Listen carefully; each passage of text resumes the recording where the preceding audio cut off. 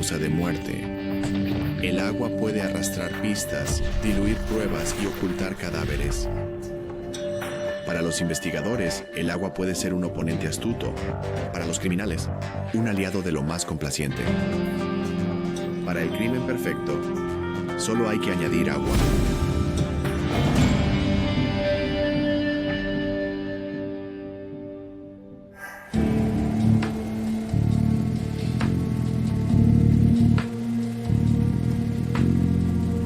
La Columbia Británica se encuentra en la pintoresca costa oeste de Canadá. Famosa por su belleza natural, se ha hecho tristemente famosa por su floreciente industria de la marihuana. Por el corazón de la provincia corre el caudaloso río Fraser, que se negó a ser cómplice en esta compleja investigación, enraizada en una operación de cultivo de marihuana. El 17 de junio de 1994, el capitán de un remolcador en el río Fraser hace un espeluznante descubrimiento. Inmediatamente amarra su carga y llama a la policía.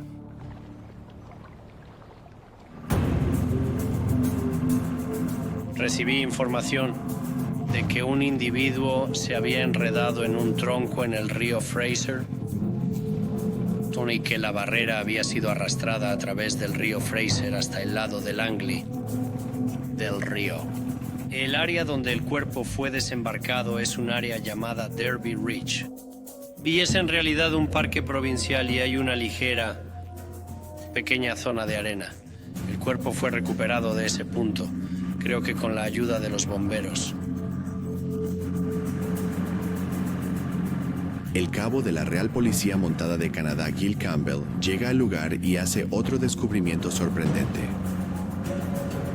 Cuando vi el cuerpo envuelto en cinta adhesiva desde la barbilla hasta debajo de los ojos, no tuve ninguna duda de que este individuo no se había suicidado, dejándose toda la ropa puesta y envolviéndose en cinta adhesiva, dejando toda su ropa y envolviendo su cabeza en cinta adhesiva y saltando de un puente o lo que sea. Habría aproximadamente 20 pies de cinta adhesiva alrededor de la cabeza. Parecía que el cuerpo había estado en el río Fraser durante algún tiempo. Había cierto deterioro en todo el cuerpo. Los investigadores no encuentran ninguna identificación, cicatrices, tatuajes o marcas distintivas en el cuerpo. Así que la víctima está clasificada como restos humanos no identificados hasta que se encuentre más información. El proceso de identificación es muy riguroso y debe ser infalible.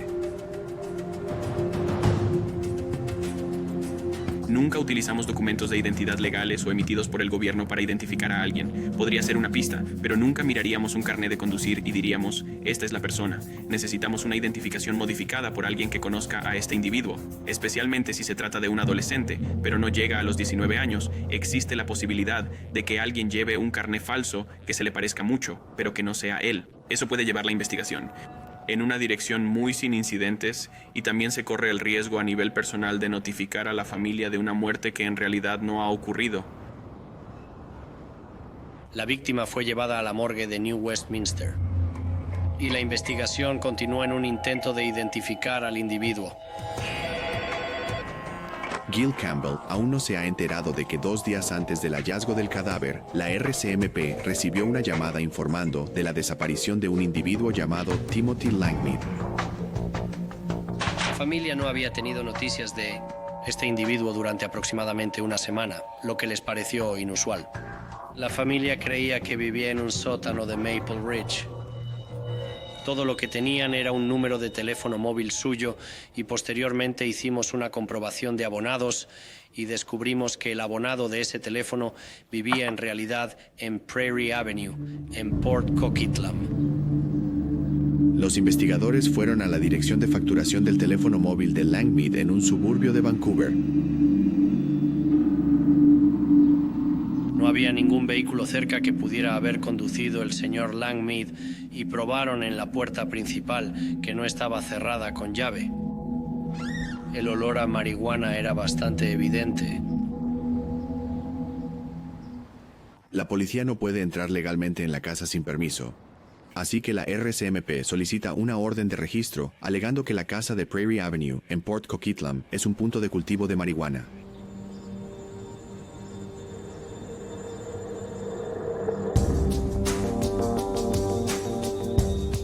Mientras tanto, se procede a la autopsia del cadáver no identificado. El patólogo empieza por retirar la cinta adhesiva que envuelve la cabeza de la víctima. Mide unos asombrosos 7 metros. El patólogo informa de que la cinta que rodeaba la cabeza de Langmead parecía haberse desplazado hacia arriba tras la muerte. Esto es probablemente el resultado de las corrientes del río y del desprendimiento de la piel de la cabeza del fallecido debido a la inmersión prolongada en el río Fraser. El patólogo se formó esta opinión debido a la marcada diferencia en la lividez de la piel alrededor de la barbilla de la víctima.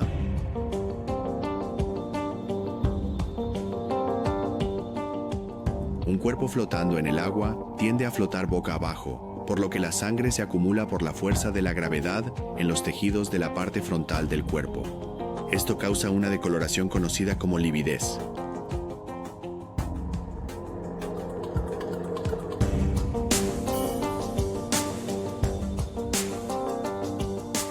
Dado que el cuerpo estuvo sumergido durante muchos días, el levantamiento de huellas dactilares de los restos resulta complicado. Para ello, el técnico de identificación forense inyecta una solución salina bajo la superficie de la piel. El líquido infla la piel arrugada para permitir la obtención de huellas. El patólogo informó de daños en el hígado y el vaso, así como de la acumulación de varios cientos de centímetros cúbicos de sangre en el abdomen.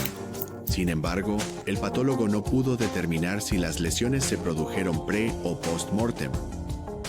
No había lesiones externas visibles en el examen y sé que había sufrido varias laceraciones en órganos vitales de la zona abdominal. Los patólogos y los demás investigadores también pueden determinar con exactitud si la persona sufrió una lesión antes de morir o si se encuentra en el río Fraser, en una vía navegable con mucho tráfico, va a sufrir constantemente un traumatismo post-mortem.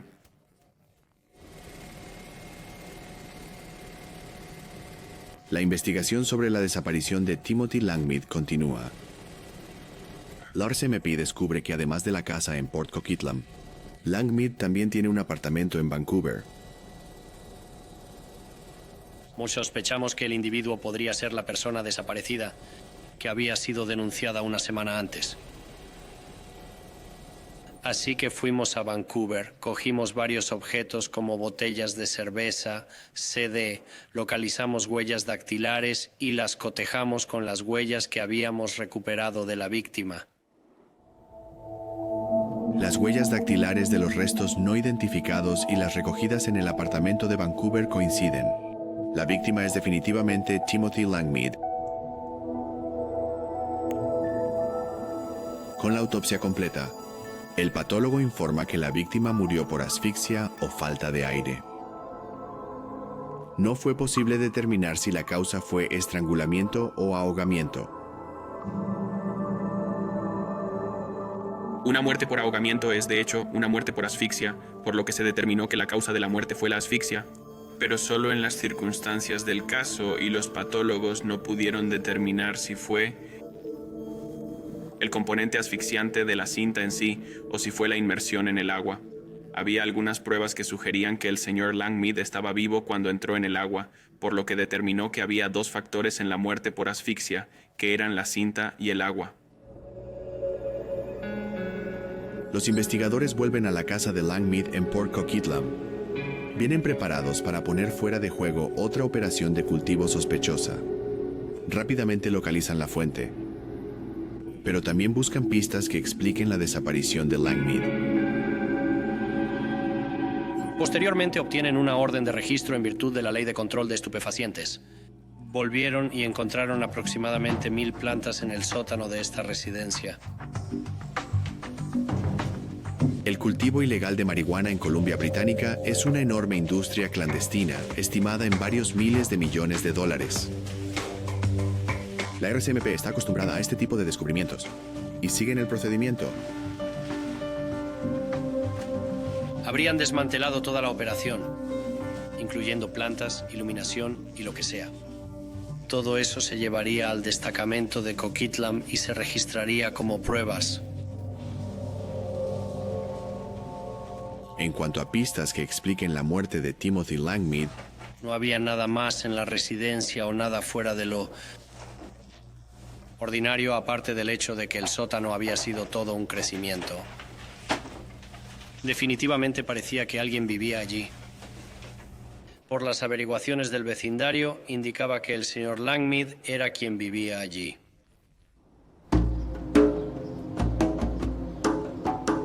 mientras se desmantela el crecimiento, la policía rastrea el vecindario buscando más información. Nos enteramos de que uno de los vecinos había observado un Mercedes vehículo acudir a la residencia de Prairie Avenue varias veces a la semana. Este vecino anotó el número de matrícula del Mercedes. Y a raíz de eso hicimos un seguimiento y averiguamos quién era el propietario registrado. Alan Gordon era el nombre del individuo que acudía varias veces a la semana en el Mercedes. Alan Cash Gordon es bien conocido por la policía. Tiene antecedentes por delitos relacionados con drogas y actualmente está en libertad condicional.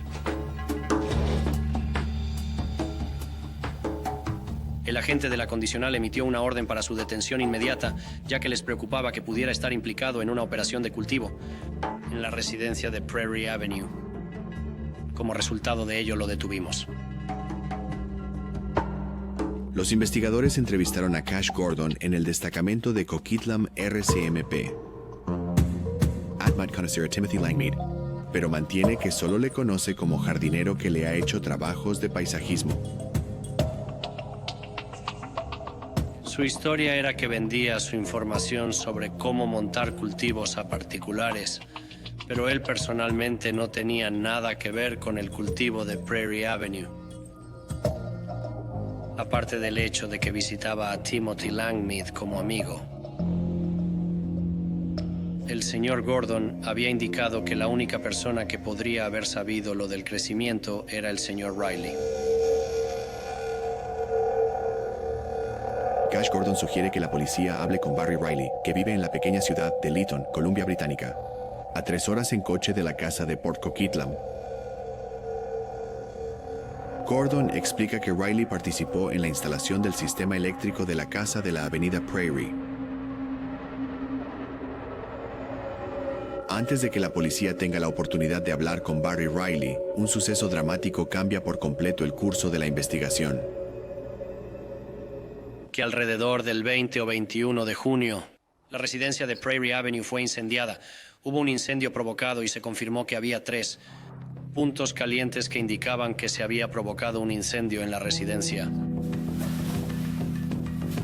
El cabo Campbell y su equipo se dieron cuenta de que se trataba de un punto de inflexión en su investigación. La pregunta en la mente de todos es simple. ¿Quién se beneficia de incendiar una casa que ya ha sido reventada? Y lo que es más importante, ¿por qué?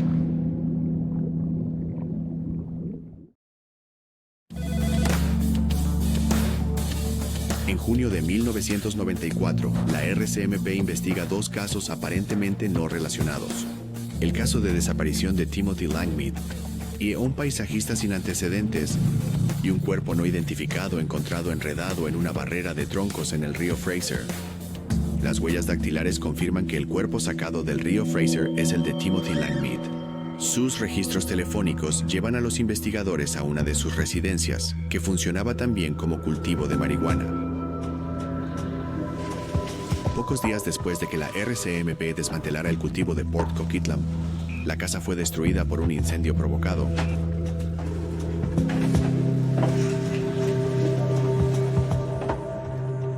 A 190 kilómetros al noreste de Port Coquitlam, hay un espectacular cañón en el río Fraser llamado Hell's Gate. 3 semanas después de que se descubriera el cadáver de Timothy Langmead, se encontró una furgoneta aferrada al acantilado al norte de Hell's Gate. No hay matrículas en el vehículo, pero la policía aún puede rastrear al propietario. A través del número de bastidor del vehículo, lo identificamos como de Tim Langmead. Lo encontró un turista que estaba haciendo fotografías y que se había acercado al borde de la caída del acantilado, miró hacia abajo y vio la furgoneta aproximadamente 200 pies por el acantilado. Usamos una grúa con una línea larga y básicamente la camioneta fue sacada de ese lugar y remolcada eventualmente al destacamento de Coquitlam RCMP para mayor investigación por nuestras unidades forenses. Alguien había tratado de iniciar un incendio en el interior de la furgoneta, pero obviamente cuando cayó por el acantilado, el fuego se había apagado. Por desgracia para los investigadores, se encuentran muy pocas pruebas utilizables. Sin embargo, los oficiales de identificación forense siguen trabajando y su persistencia finalmente da sus frutos. Había un trozo de papel recuperado de la furgoneta y parecía que era el número de Barry Riley. De Barry Riley. El cabo Hill Campbell tiene ahora otra razón para interrogar a Barry Riley. Él y su compañero partieron hacia Lytton, 55 kilómetros al norte de Hell's Gate, donde vive Riley. Y quedamos en encontrarnos con él en el destacamento Lytton RCMP el 27 de julio, 1994. Y él era una persona de interés en ese momento, porque su nombre nos había sido dado por Gordon y teníamos la intención de averiguar cuál era su relación con Timothy Langmead y los residentes de Prairie Avenue. La policía ya sabe que Barry Riley tiene unas circunstancias familiares inusuales. Su padre era miembro en activo de la RCMP en aquella época y la mujer que estaba vinculada a su padre también era miembro de la brigada antidroga de la RCMP. Su madre cohabitaba con otro miembro de la RCMP que en ese momento estaba de servicio en el destacamento de Lytton de la RCMP.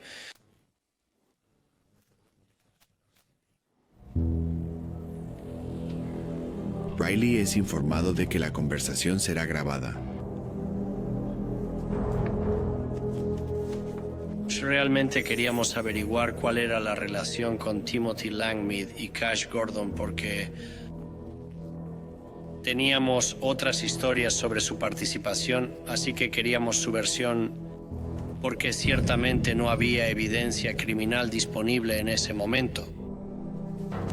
Creo que sabía que cuando habíamos mencionado Cash Gordon, obviamente se dio cuenta de que el señor Gordon nos había contado información sobre él, que trabajó para el señor Gordon en otro cultivo que él había montado. El cultivo en Prairie. Esa información solo habría venido de Cash Gordon. Para el cabo Campbell, está claro que Riley conoce bien las técnicas de investigación de la RCMP debido a sus antecedentes familiares. Obviamente sintió que también podía confesar lo de las drogas, porque ciertamente, con su admisión, no podíamos acusarlo de nada relacionado con drogas y solo quería distanciarse de cualquier homicidio. Indicó que había trabajado para Cash Gordon. De hecho, antes del cultivo de Prairie, estaba buscando otro cultivo para el señor Gordon. Creo que la razón por la que nos dio la información fue para decir que no es un ángel. Y esto es lo que hago, pero no mato gente. Riley admite que hizo la instalación eléctrica en el cultivo de Prairie Avenue. También dice que nunca le pagaron por su trabajo. Según la declaración que prestó a la policía poco después del 8 de junio, Gordon había conducido hasta Lytton para ponerse en contacto con Riley. Cash Gordon le había amenazado con violencia física. Gordon le dijo que tenía amigos con pistolas, así que si le estaba timando, mejor que tuviera cuidado. Y en segundo lugar, le dijo que las huellas de Gordon, así como las de Riley, probablemente estarían en la residencia de Prairie, y que tendría que intentar deshacerse de ellas.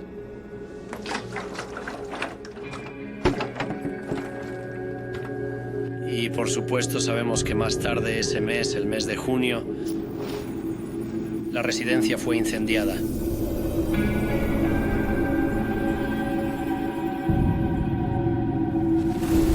El incendio provocado fue investigado y en ese momento e incluso posteriormente nadie fue arrestado ni acusado.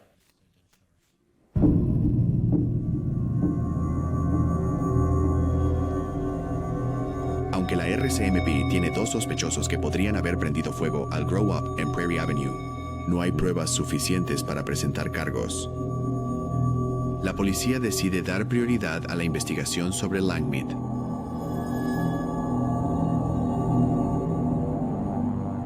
Tras horas de interrogatorio, Campbell no cree que Riley le haya contado todo.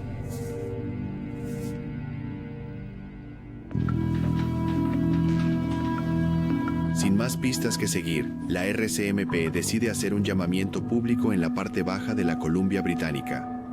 Piden a la gente que llame a una línea de pistas, con la esperanza de obtener nueva información.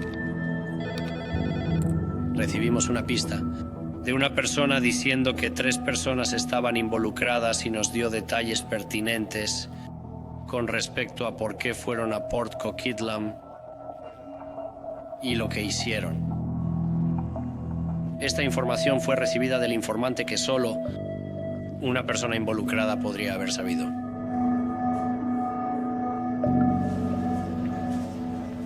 La denuncia anónima revela 3 individuos en cuestión: David Henry, Barry Riley y un menor. Todos ellos viven en Lytton.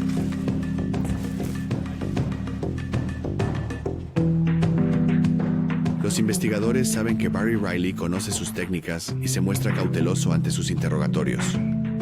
¿Podrán Jill Campbell y su equipo encontrar la manera de conseguir que Riley haga una confesión involuntaria? En junio de 1994, el cuerpo de Timothy Langmead aparece enredado en una barrera de troncos del río Fraser. Los investigadores descubrieron que Langmead era el jardinero de una plantación de marihuana que fue asaltada y posteriormente incendiada. El asesino sigue en libertad. La RCMP tiene 3 sospechosos principales: Barry Riley, David Henry y un menor. El cabo Hill Campbell decide organizar una operación encubierta. Quiere conseguir que Barry Riley revele lo sucedido con Timothy Langmead e implique a sus cómplices.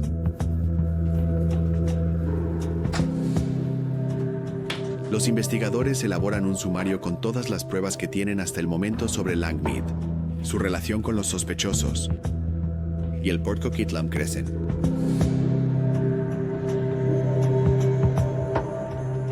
La forma en que es con la mayoría de estos grow-ups es que van a contratar a alguien que es desprevenido para el público. Y al mismo tiempo, por lo general, ese individuo está muy bien pagado. Su trabajo es básicamente vivir en la residencia y asegurarse de que las plantas crecen y no discutir lo que hace o lo que está pasando en la residencia con nadie. El papel de Timothy Langmead en la residencia de Prairie Avenue era estrictamente el de jardinero. Su formación era de jardinero. Un día cualquiera, el señor Langmead debía asegurarse de que las plantas recibieran suficiente agua y calor de las lámparas de calor. Según recuerdo, tenían unas 4 cosechas al año. La forma en que tenían las plantas escalonadas, por supuesto, una vez cosechada cada sección del cultivo, se encargarían de cortarla, embolsarla y finalmente deshacerse de ella. La operación encubierta RCMP está listo para apuntar a su primer sospechoso, Barry Riley. El cabo Hill Campbell advierte a los agentes encubiertos sobre el reto añadido de esta operación encubierta. Barry Riley procedía de una familia orientada a la policía y se temía que estuviera familiarizado con las técnicas policiales en materia de investigación e interrogatorios. Después de considerar varias opciones, decidimos llevar a cabo la operación encubierta con el objetivo inicial de Barry Riley. El equipo encubierto reserva una habitación de motel. Instalan cámaras ocultas, micrófonos y equipo de grabación. Invitarán a Riley e intentarán que admita su papel en el asesinato de Langmead. Dependiendo del tipo de caso en el que estemos trabajando, dictará realmente el tipo de equipo encubierto que usaremos, tanto de audio como de vídeo. Ni cuando evaluamos inicialmente el caso, si sabemos que es bastante delicado y que los individuos pueden ser sospechosos, entonces lo vinculamos, lo incorporamos a unas gafas, a un broche en la solapa de alguien, a relojes, bolígrafos, hebilla de cinturón, audífonos, teléfono móvil, prácticamente cualquier cosa que puedas imaginar.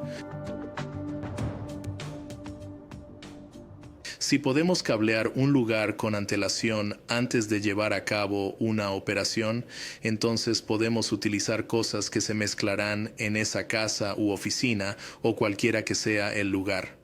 Podemos usar cosas como relojes, radiodespertadores, pequeñas radios portátiles, sensores de movimiento conectados a un sistema de alarma existente, paneles de alarma.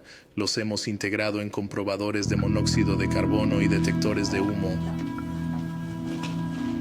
Los agentes encubiertos se preparan meticulosamente para su encuentro con Barry Riley.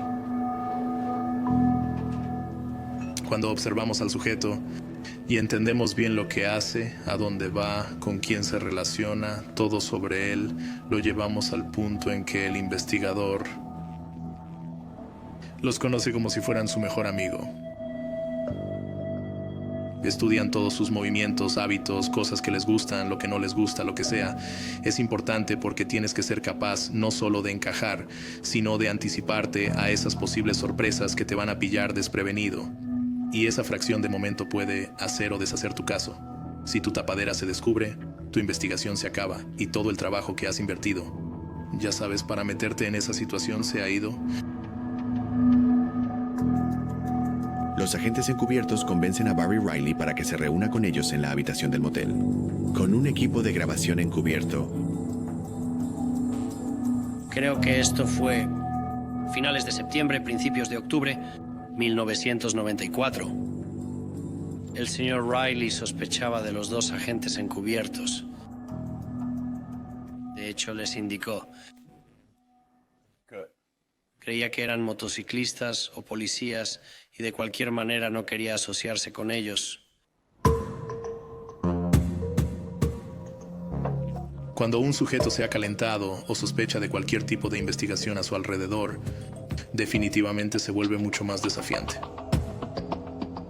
La operación encubierta con Riley se abandona. Si hay una situación en la que sabes que van a estar esperando a un investigador o un operativo, entonces duplicaremos nuestra investigación. Crearemos 2 picaduras en lugar de una, y la primera es el intento inicial de desarrollar la relación con el sujeto, y la segunda es simplemente rondando en el fondo, permitiendo o esperando la oportunidad para que el sujeto nos atraiga. 2 meses más tarde, la RCMP avanza con la fase 2 de la operación encubierta. Esta vez, su objetivo es David Henry.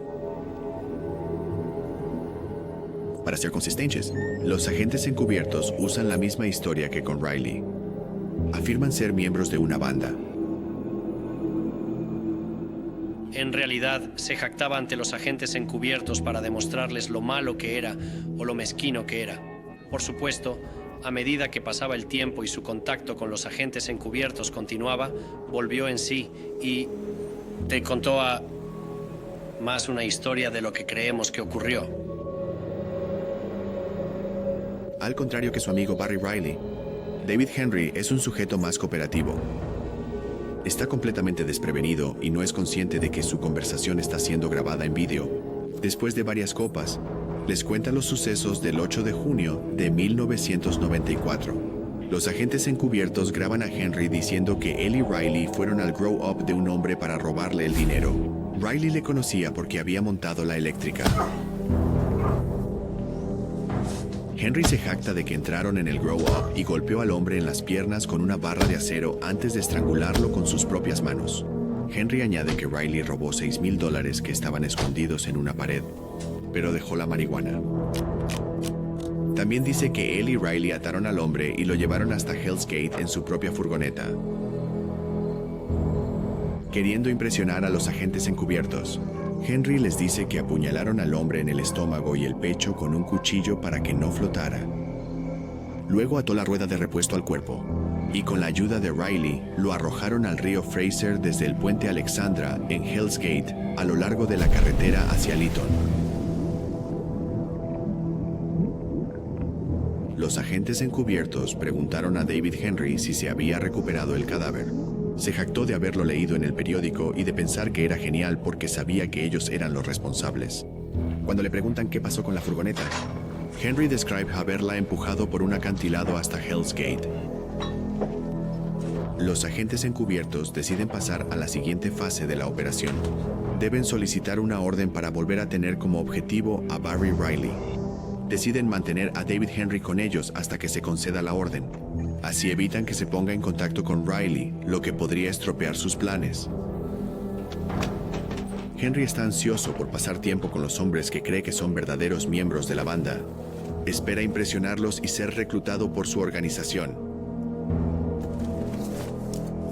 Los operadores encubiertos tuvieron al señor Henry con ellos durante 4 o 5 días.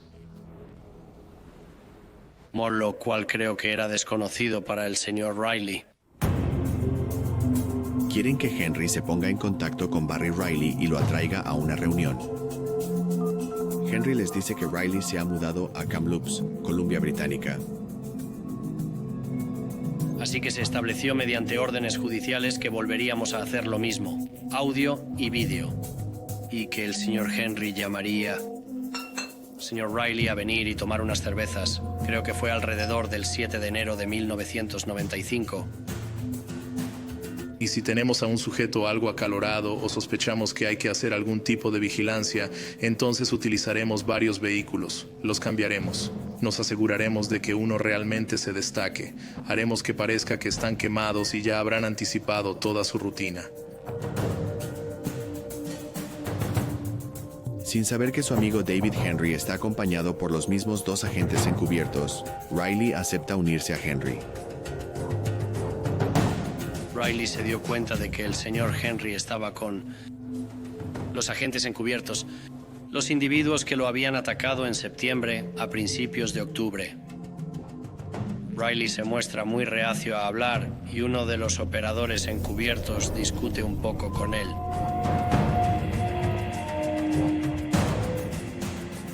Si uno escucha la transcripción, y lo que sucede es que el señor Riley, revelando su participación y confirmando lo que David Henry había dicho a los operadores encubiertos.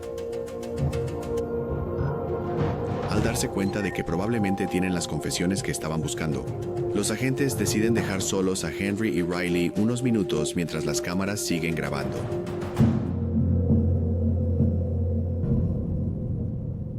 Hubo un momento durante esta operación encubierta en Kamloops en el que el señor Riley y el señor Henry estaban solos.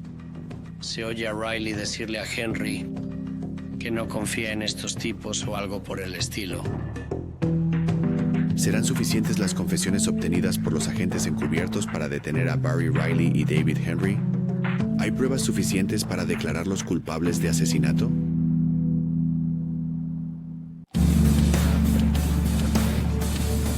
Junio de 1994. El cuerpo de Timothy Langmead es sacado del río Fraser. Los principales sospechosos son Barry Riley y David Henry. Los investigadores trabajan durante 7 meses para construir un caso de asesinato. La policía montada utiliza una operación encubierta para obtener confesiones que sellen su caso contra los sospechosos. La operación encubierta tiene éxito. La La fiscalía tiene pruebas suficientes para detener a 3 sospechosos del asesinato de Timothy Langmead. Barry Riley, David Henry y su joven cómplice son detenidos por asesinato en segundo grado. Los sospechosos son interrogados por separado. Los investigadores buscan más detalles para corroborar las declaraciones grabadas en la operación encubierta. Empiezan con Barry Riley. Otro investigador y yo fuimos y hablamos con él. Y posteriormente admitió su participación. Barry Riley conocía a Cash Gordon desde hacía tiempo. Había trabajado para él meses antes. Cash Gordon le había contratado para hacer los trabajos eléctricos y montar el cultivo en Prairie. En ese momento se ocupaba de su propio cultivo en otra residencia de Port Coquitlam. Barry Riley estaba resentido con Cash Gordon por no haberle pagado las obras que había realizado en Prairie Avenue. Eso fue lo que motivó a Riley a robar el cultivo que dirigía Langmead. El señor Riley parecía ser la persona principal en esta operación y entendemos que fue su idea llevar a sus 2 amigos con él a la parte baja del continente para robar la operación de cultivo. Durante una fiesta en Lytton, Riley convence a sus amigos para que le ayuden a robar el cultivo de Prairie Avenue. Piden prestado un coche a Lytton y los diabólicos acontecimientos se ponen en marcha el 8 de junio de 1994. El cultivo está en Port Coquitlam, a 3 horas en coche al sur de Lytton. Los hombres beben cerveza y ron en abundancia durante el viaje. Barry Riley sabe que probablemente Timothy Langmead vigila el cultivo. En previsión de una pelea con Langmead, traen cinta adhesiva y cuerda en caso de que necesiten someterlo.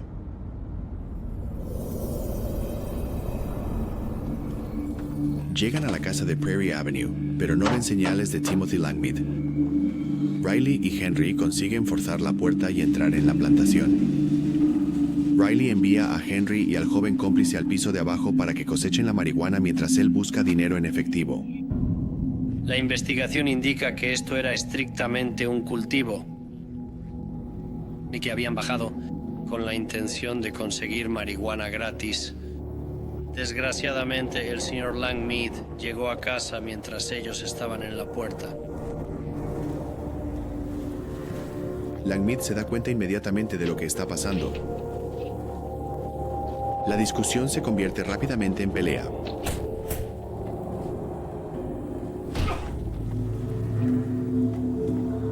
Posteriormente ataron al señor Langmead a una silla en la cocina. Como estaba gritando, y no se callaba, le pusieron cinta adhesiva alrededor de él. Henry le cierra la boca a Langmead. Riley va al sótano para ayudar a robar la marihuana. David Henry se queda solo con Langmead. Y creo que fue el señor Henry quien puso la cinta adhesiva alrededor de la cabeza de la víctima.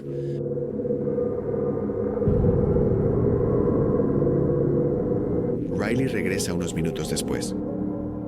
Encuentra a Langmead atado a la silla tirado en el suelo. Henry había envuelto completamente la cabeza de Langmead con cinta adhesiva. No respira.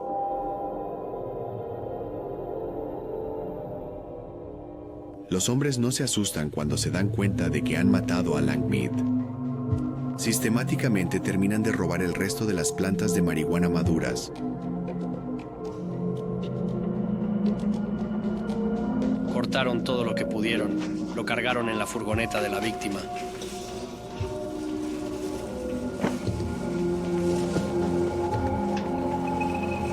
Y también cogieron a la víctima y la metieron en la parte trasera de la furgoneta también. También se llevaron la guitarra de la víctima, que fue recuperada posteriormente de otro individuo en Lytton. También se llevaron un vídeo. Volvieron a Lytton con la víctima en su propia furgoneta. La primera orden del día es deshacerse del cuerpo de Langmead y de su vehículo. El camino de vuelta a Lytton ofrece a los hombres muchas oportunidades para hacerlo. Riley se sale de la carretera cerca del puente Alexandra, un viejo puente abandonado que cruza el río Fraser cerca de Hell's Gate.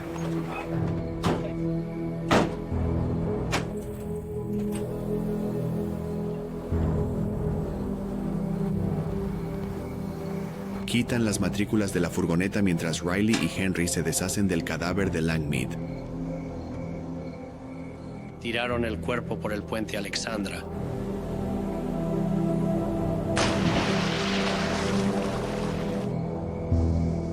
Y luego cogieron la furgoneta, sacaron toda la marihuana de la furgoneta, y a un par de millas al norte de allí, al norte de Hell's Gate, y luego la tiraron por el acantilado. Los hombres regresan entonces a Lytton, confiados en que su crimen nunca será descubierto.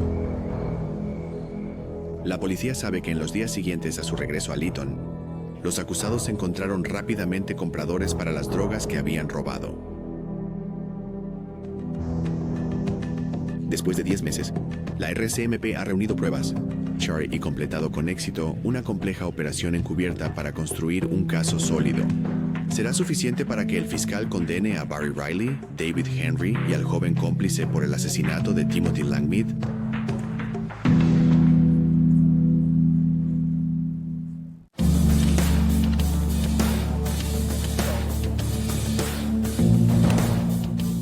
Gracias a la operación encubierta de la RCMP, Barry Riley y David Henry confesaron el asesinato de Timothy Langmead el 8 de junio de 1994.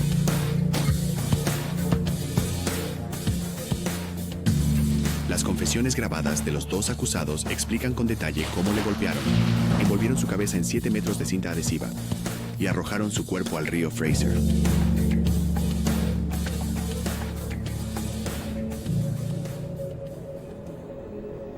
Finalmente, con la fuerza del caso del fiscal y el testimonio de los testigos, se elevan los cargos contra el acusado.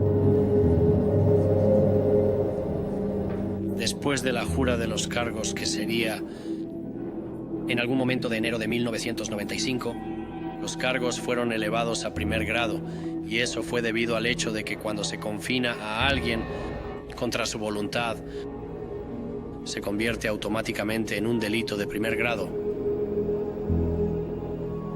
El fiscal decide que no hay pruebas suficientes contra el joven delincuente. Los cargos contra él se suspenden y es liberado.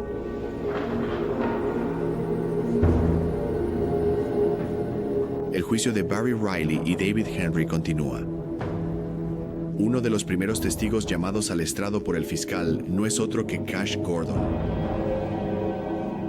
El señor Gordon asistió como testigo de la fiscalía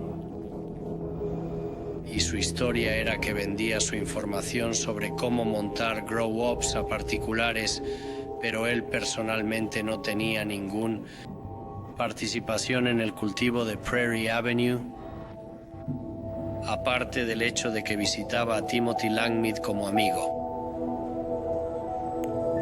El juicio dura varias semanas. El jurado emite un veredicto de culpabilidad sin vacilar. Barry Riley y David Henry cumplen actualmente penas de 22 años de prisión.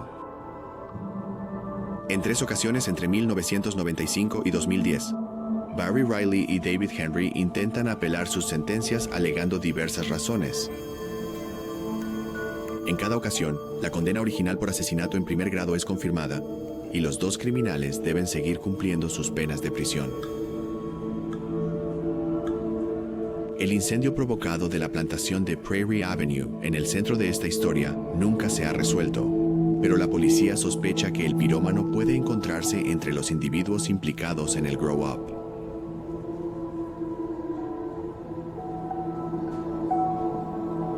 Los perpetradores pensaron que arrojando el cuerpo a la puerta acuosa del infierno, desaparecería para siempre y que podrían seguir con sus vidas. En lugar de eso, el río escupió las pruebas de su crimen y sus propias vidas cambiaron para siempre. Pero una vez más, Lo que podría haber quedado en un crimen impune ahogado en las embravecidas aguas de la puerta del infierno acabó siendo muy distinto gracias a la impredecible naturaleza del agua.